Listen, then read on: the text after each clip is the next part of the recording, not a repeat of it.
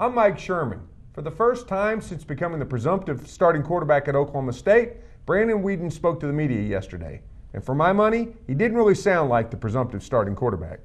I'm Jenni Carlson, and you're watching The Press Row from the Opubco Studios in Oklahoma City. You read a lot into his words, which were that he really didn't sound like he had thought this was his job up to this point. I didn't see it that way, but you sure did. I didn't. And you know what? He said something like, well, after the Cotton Bowl, boom, I realized this was my chance. Listen, if I was him, I would have said, boom, this is my chance about the first quarter of the Colorado game in November in Stillwater, when he could clearly see that Alex Cate couldn't play quarterback in the Big 12. Along he came, 10 of 15 for 2 touchdowns, no interceptions, saved the Cowboys chili that day. To me, that was the moment that Brandon Weeden should have said, this is my job. Well, I think he probably did to some regard say at that point it was his job for next year. I don't know how you could look at what they had on the sideline with him and what they had coming in and not think that he was the guy. But you know what's interesting, I think, about Brandon Weeden? He's like a lot of these guys who've done the baseball thing. It's very much what's happening today.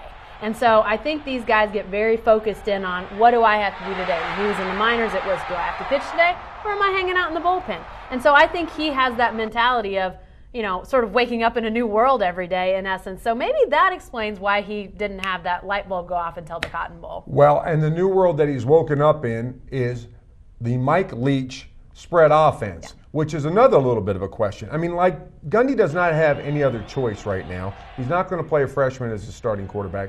But something about what Weeden said, that now he started watching film and, you know, get rid of the ball. He looked to me like he'd be better suited as a drop back passer and throw the ball down the field. That's not the Tech quarterback. Again, they don't have many choices, but after hearing what he said and thinking about him, I'm just not sure that I have great confidence that he's the perfect guy for this. Well, I don't think he probably is. He doesn't sort of fit that mold of, you know, you think about Tech quarterbacks, the Cliff Kingsburys, you know, the Graham Harrells, the guys that have really done that well. But, you know, I think that he probably has mentally, I think he probably has the ability to adapt better. You know, if Nathan Sorensen, the Texarkana quarterback, who to me sounds like he may be the best technical fit for this offense, if he were coming in already, if he had started at semester and was now on campus, I might like his chances better. But coming in the fall or even in the summer and trying to learn this thing, I just think that's a lot to ask of a freshman. I don't see it happening. So I think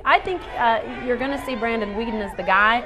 But, you know, maybe given some time, maybe you do see a guy like a Nathan Sorensen jump in there as a reserve, and maybe late in the season, if there's a struggle, maybe he is your guy. Jenni, you make a great point. Basically, this is the best chance they got. He'll have to pass for it. Maybe he can be a transitional figure. There's no question he's got a big arm. And maybe, best case scenario, he plays well enough and then hands it off to another guy.